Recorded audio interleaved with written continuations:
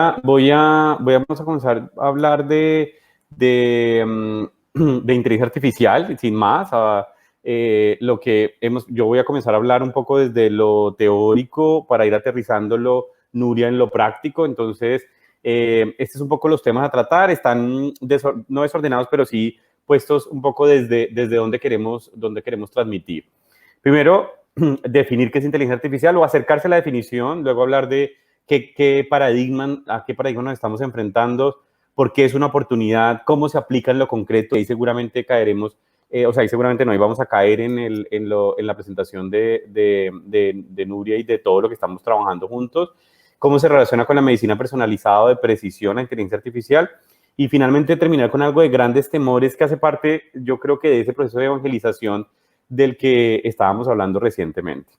Entonces, empecemos hablando de la definición.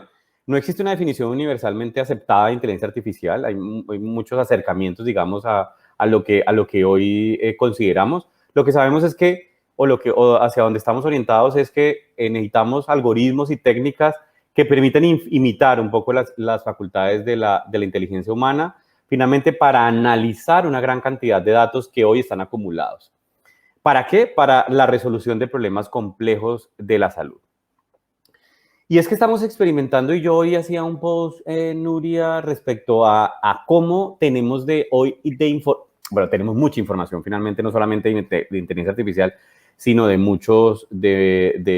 mucha literatura. Hoy hablaba con un colega médico y me decía, me daba el dato que más o menos diariamente se producen entre 4.000 o un poco más de publicaciones científicas solamente en PubMed. Entonces, al final también tiene que ver con un montón de datos que están disponibles y cómo ese montón de datos hoy nos hacemos cargo o los utilizamos. Y no solamente datos en lo científico, sino una gran cantidad de datos también en lo clínico. Todo lo que escribimos en las historias clínicas, en las fichas clínicas, la data no estructurada, que ya vamos a hablar un poco de eso.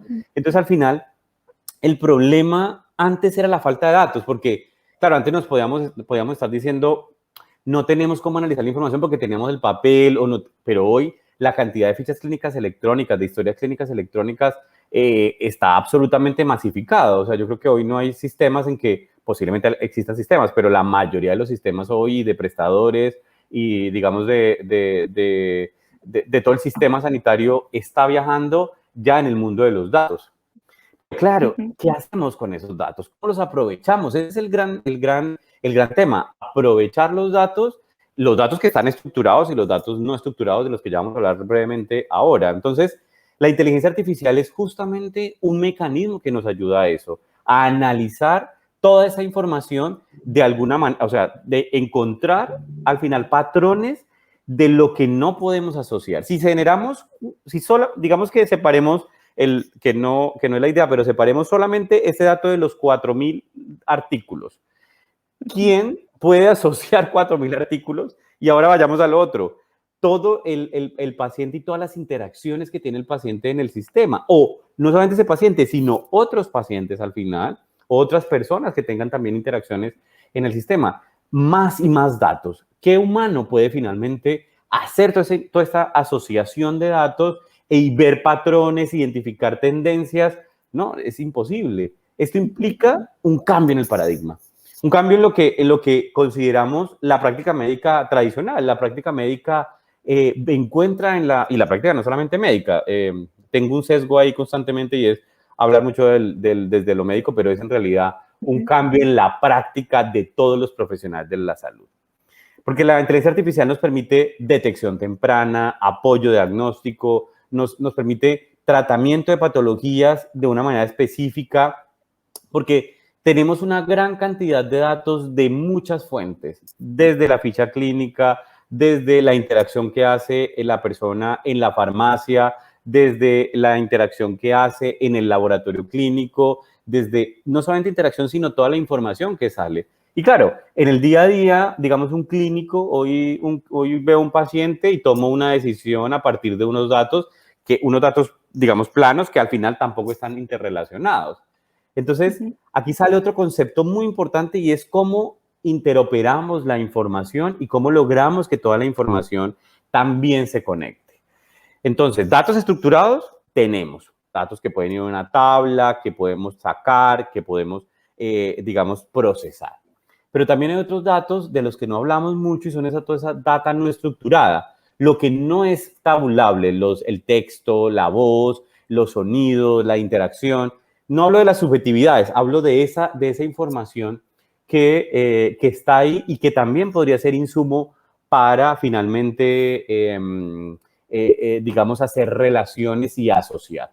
Hoy estaba hablando con una de nuestras cofundadoras, Sara Nazar, que después de esta presentación tiene una en el foro de Her Global Impact, hablando también de cómo la inteligencia artificial puede ayudar en todo el tema en dar soluciones en la salud mental. Y entonces ya me ponía un ejemplo muy interesante que había leído recientemente respecto al uso del celular, del móvil y del celular o el móvil, y cómo cierta forma al final de hacer el touch en el celular podría también indicarte, claro, cierto patrón de comportamiento. Esa información se pierde hoy, o por lo menos lo estamos utilizando, y ahí hay una posibilidad. Entonces, ¿cómo analizarlos? ¿Cómo asociarlos? ¿Cómo conectarlos? ¿Cómo hacer que esa información sea útil? Y cómo aumentar la capacidad de los análisis tradicionales. Por eso la inteligencia artificial es una herramienta súper interesante e importante y clave mirándolo desde esa óptica. Hoy estamos aumentando mucho el número de aplicaciones digamos, de la inteligencia artificial y esto está aumentando en complejidad. Tenemos la posibilidad de resolver complejos problemas de salud y detectar y a través de la inteligencia artificial ver patrones y predecir. Tú lo decías muy bien, predecir la respuesta individual a tratamientos incluso. Entonces, como conceptos básicos que tenemos acá, al final es un primer concepto que es el dato, reconocer que existe información, datos que debemos utilizar, el Big Data finalmente, información, un montón de información, canalizar esa información y procesarla para que sea útil a los clínicos, en la toma de decisiones y también a los gestores, o sea, porque al final aquí no solamente son los clínicos, sino también son los gestores que pueden efectivamente tomar decisiones con esta información. Y listo, primer concepto, datos. Segundo concepto, inteligencia artificial. ¿Cómo proceso esos datos? Y tercero, que tú lo dijiste, medicina de predicción o mejor, medicina personalizada. Que me encanta ese concepto de medicina personalizada porque al final nos acerca mucho más al paciente y nos aleja más de la enfermedad. Yo aquí hice un recuento muy simple, Nuria, de los usos actuales, muy simple, pero tú vas a decantarlo en los usos mayores que ustedes están haciendo y cómo además también nos encontramos Saluta y Human IT Care encontrando en otros usos. Entonces, yo creo que donde más fácil para los médicos y seguramente para todos los clínicos y los profesionales sanitarios es el uso que hoy tenemos de las imágenes médicas, no solamente las radiológicas, sino las histológicas, ¿cierto? Hoy hay muchos más avances ahí, hay una clara potencialidad y un claro uso, porque se está aumentando la capacidad de procesar, tratar, comparar y analizar todas esas imágenes. Ya hay usos validados, tú sabes, validados ya por la FDA o incluso el que hablamos de otras agencias en el mundo, que ha validado el uso de inteligencia artificial para COVID, o sea, cómo analizar las imágenes de los tags de los escáneres y encontrar patrones específicos que puedan inducir o incluso se utilizó para retinopatía diabética. Que hace muy poco salió de las colonoscopías, como finalmente las imágenes de las lesiones analizadas por inteligencia artificial, no solamente la imagen, sino todos los otros datos pueden ser un factor de predicción, pueden generar predicción. Entonces, entrenamiento, datos, algoritmos, análisis al final. Al final lo que tenemos nosotros, todos los clínicos y todos los gestores y el sector, es la capacidad al final de analizar mejor la información y utilizarla.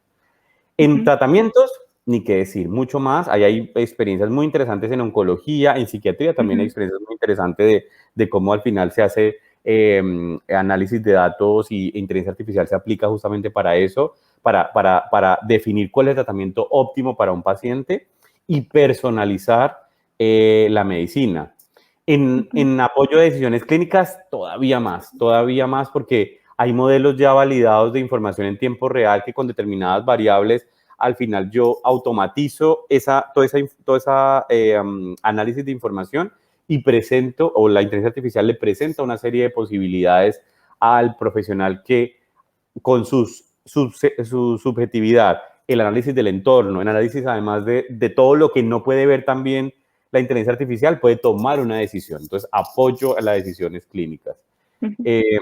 Puede sugerirle diagnosticar enfermedades de baja prevalencia o situaciones clínicas graves para actuar de una forma mucho más rápida. Elaborar perfiles de pacientes, crear modelos predictivos, tú lo dijiste desde el comienzo. Esta es la manera de crear, o una manera de crear modelos predictivos y detectar patrones en múltiples patologías, porque no solamente es que con todo de nuevo, con todos estos datos que están ahí disponibles del paciente A, el paciente B, el paciente C, y todos estos, al final hay patrones de comportamiento que la inteligencia artificial es capaz de analizar y al final se muestran o le sirven al profesional para la toma de decisiones correcta. Entonces, diseñar estrategias de prevención con base en riesgos personalizados lo permite la inteligencia artificial. Juega además un papel muy importante en el autocuidado, en la monitorización de enfermedades crónicas. Ustedes tienen ahí una experiencia muy interesante, creo que en Rivera Salud, si no estoy mal, sobre monitorización de enfermedades crónicas y detección también de situaciones agudas.